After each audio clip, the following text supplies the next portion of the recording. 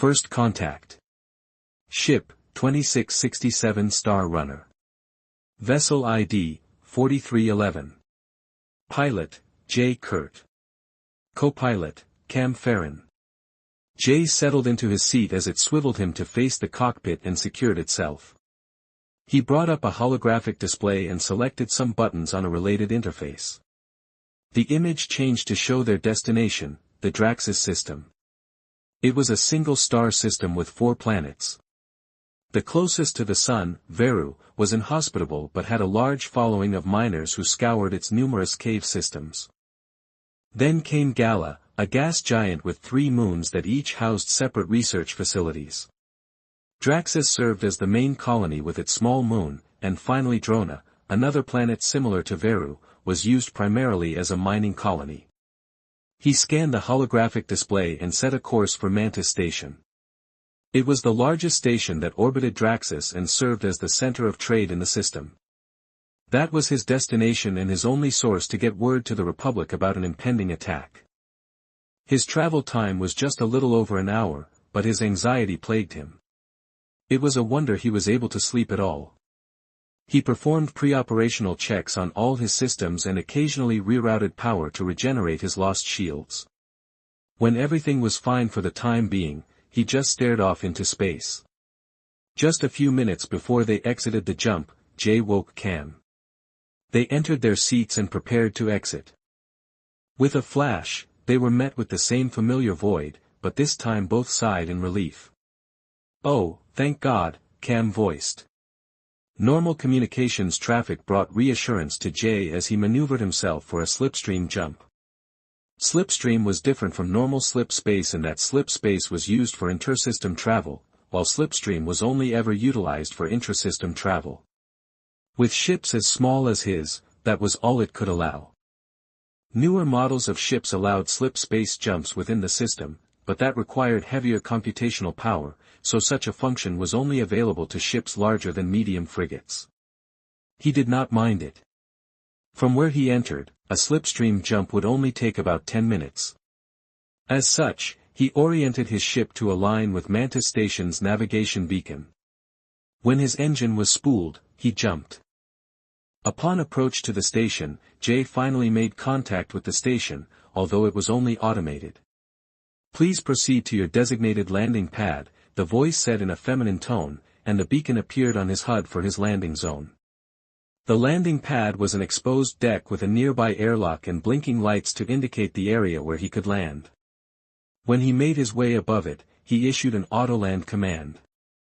With a press of a button, the ship oriented itself and landed without issue. Jay readied his helmet and motioned for Cam to do the same, to which Cam nodded. "I'm going to stay with the ship," he said. "I just got a feeling." He handed the drive in question to Jay. Jay nodded and opened the hatch. He had in place a second-generation air shield, so there was no need for Cam to don his helmet. However, just to be cautious, he was quick in his egress and promptly sealed the door. He tapped his wrist-mounted device and spoke, "Keep the ship warm and call for a refuel order. I'll see if I can see the liaison." "Got it," Cam replied, and Jay made his way into the airlock. When the airlock cycled and opened into the main foyer, he was met with a bustling station. He entered the station and made his way to security.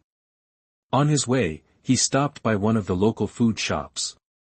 "Welcome, how may I help you?" the clerk asked.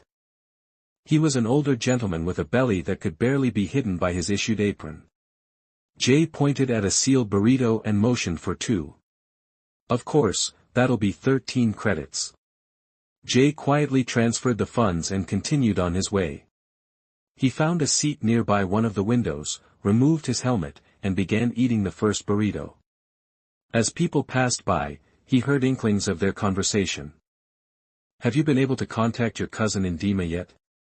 "No, they might be doing repairs on the relay."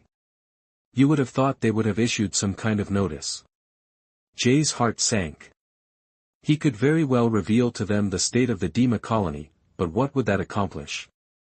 It would either incite panic, or they would just label him a madman.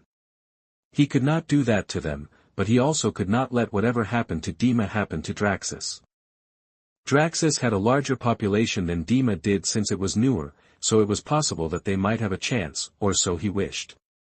He wolfed down the rest of his food and continued toward security with renewed vigor in his step. "How may I be of assistance?" the female clerk beckoned. "I need to speak with a Republic Stellar Command liaison now, please," he said. She began tapping away on her computer before she spoke again. "First, I need a name and reason for your appointment." "J. Kurt," he said as she typed away. "And the reason is confidential, liaison eyes only," he responded sternly, trying to impose urgency. She looked at him and stated, "Sir, if it is urgent, then I need to know. I'm sure the Draxus militia can handle a few pirates." "It's not pirates, okay?" The moment he raised his voice, the guards that waited by the doors slowly made their way toward him. "Look, sir, I can't help if you do not tell me exactly what you need," she calmly ordered. Jay collected his composure and restated, "Look, Dima colony was attacked. Not by pirates, not by rogues. I don't know what they were, but they weren't human." She raised an eyebrow at his statement. "Very well, let me call for him." She tried to call using a handheld device. "Ha, that's weird. The call's not going through," she said. "Let me fetch him. He should be on his break." Before departing, Jay called out to her, "By the way, where's the nearest fleet?" She paused a moment. "Alam." She left, and the guard stood by the door. As each second went by, his anxiety soared. It was thus that his fear became reality. The station rocked violently, and the luminescent lights turned from white to red as the alarms began ringing out. "Alert! Alert! Damage to station relay. Enemy combatants inbound. Alert! Alert!" Another explosion rocked the station, and Jay ran out from the security office, data drive in tow. Panic was set, and the residents of the station ran in all directions. Some tripped over themselves and over others to try and get to safety. Jay tried to hail Cam, but the call did not go through. As he ran, he looked out the station's innumerable panes of multi-layered glass and saw what unfolded outside. He noticed a small cluster of ships between him and the moon. It was large enough to view the silhouettes from the station. Immediately by the station, however, a battle raged on with station forces and militia against an unknown aggressor. From the beginning, the battle was disorganized, while the enemy maintained a state of orderliness. Station sentry guns assisted in the fray and promptly weakened the few that got too close. Those unlucky ships were bathed in flames and became metal coffins for their occupants. He was glad to see the bastards get vaporized, but his joy was short-lived as the enemy withdrew. Several bursts of plasma peppered another section of the station. He ran, fastened his helmet, and continued running. Shots periodically missed their mark, but the ones that did connect delivered a jaw-shattering shock to the station. Each moment he tried contacting Cam, and each attempt failed. Running, he peered out the window and noticed his ship still in one piece and a frantic Cam in the pilot's seat. They saw each other, and he ran even faster, not knowing when the next volley would land. He entered the airlock and waited. The cycling felt like ages, but when it finally signaled that it was clear, he made a clumsy dash to his ship. He was grounded as long as at least 1 foot was on the deck. As he got closer, Cam exited the pilot's seat and opened the door, wearing his helmet. "Were you able to talk to the fleet?" he asked frantically as Jay made his way into his seat and Cam followed suit. "No, they didn't listen, and before I could give them the drive, these arrived and blasted half the station to dust," he yelled as he fastened his harness and placed his hands on his ship's throttle and stick. "Where are we headed now?" Cam said urgently, putting on his harness at his station. "Alam," he said, lifting off the platform and providing maximum thrust. As soon as he was clear of the station, the sun was in his way, so he would have to maneuver to Veru and then correct to a proper jump location. As soon as he was clear and past the influence of the sun, he could make his slip space jump. As he flew past, he cycled through the communications channels. He was met with static when a thought struck him from their first encounter. "Cam, switch all bands to Delta and notify all friendly ships on it," he said, and his hands moved into a frenzy. After a moment, the sounds of battle came alive. "What the hell?" "It works," one pilot shouted, and was followed by several more individuals.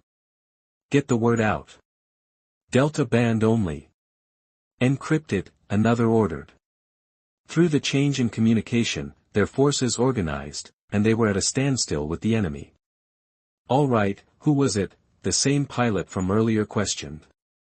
"Me, sir. Star Runner 4311, J. Kurt," he replied. "You've done some good work. What do you know about the enemy?" Jay quickly summarized the events in the Dima system and their newfound mission. "I understand," he said solemnly. "Then you boys have no time to lose. Leave this to us." "Yes, sir," Jay replied. "Then if they fight like how you say, then there's no point in running." "Not for us," he said with calmness.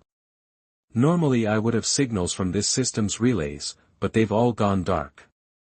Jay and Cam both understood that implication. "You two go now. Send word to Vice Admiral Wolf in Alam. Tell him Captain Roy sent you." He gave a final farewell as they departed. The howls of combat from pilots rang out through the intercoms, fate sealed in sudden static during mid-sentence or cry. An encrypted message notified their ship, but it was not directed to him. It was a last-ditch cry for reinforcement system-wide for all who could hear it, but was instead met with silence. Nevertheless, Jay set his course for Veru and activated Slipstream. As he and Cam left, so did the cries and howls of his brethren. All that was left were dust and echoes. As Jay approached Veru, he remained constant. All bands were silent, including Delta. No relays, satellites, or stations reached out to their pleas. His hope for sending another message to anywhere was lost. "Cam," he said softly, "do you think we'll make it?" Silence engulfed him, but he spoke out, his words choking him. "We have to. We're the only ones who can." Without looking back, Jay nodded, tears forming at the corners of his eyes. He set the course for the outer edge of the system. From his holographic display, he had a few more systems to go before reaching Alam. Jay spooled the slip space drive core, and once it was set, he entered the ever-entrancing portal to their next destination. Incoming transmission, Delta Band. Draxus Militia Defense to Drax Mill Command, all officials. From Captain Roy Jericho Delta.